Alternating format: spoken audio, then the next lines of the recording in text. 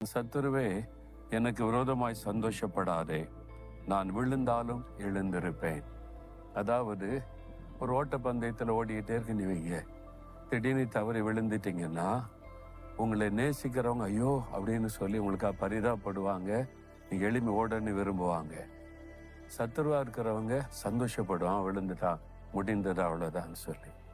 அதே மாதிரி தான் நமக்கு ஒரு சத்துரு இருக்கிறான், அவன் பிசாசானவன்.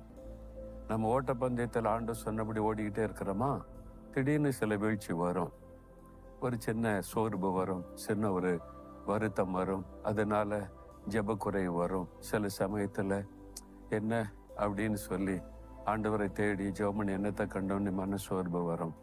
சில சமயத்தில் சில பாவத்தில் இடறி விழுகிற சூழ்நிலை வந்துடும்.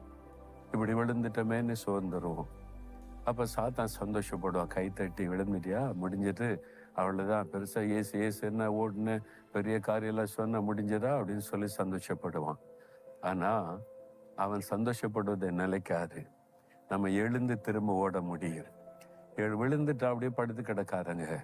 அதான் சொல்லப்படுங்க, என் சத்துருவே நீ சந்தோஷப்படாத, நான் விழுந்தாலும் எழுந்திருப்பேன். எழுந்து ஓடலாம், திரும்ப எழுந்து ஓடலாம். போகிற வழியில ஓட்டப்பந்தயத்துல சில சமயம் இடறி விழ நேரிடும், எழும்பிடலாம். ஓடி முடிக்கணும், அதான் முக்கியம்.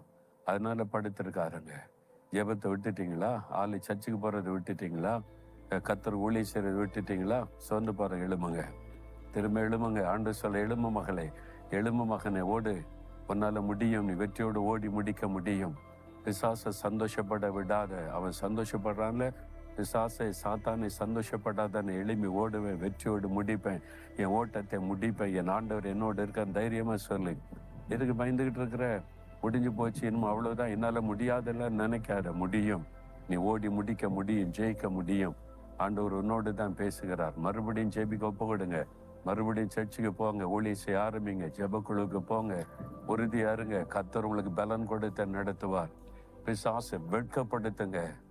இப்ப சொல்லுங்க ஆண்டவரிடத்துல, ஆண்டவரே, நான் உம்மை வெட்கப்பட விட மாட்டேன், பிசாசை வெட்கப்படுத்துவேன். என் எதிராளிக சாத்தானே, நீ சந்தோஷப்படாத, நான் விழுந்தாலும் எழுந்திருப்பேன், திரும்ப ஓடுவேன், ஜெயிப்பேன்.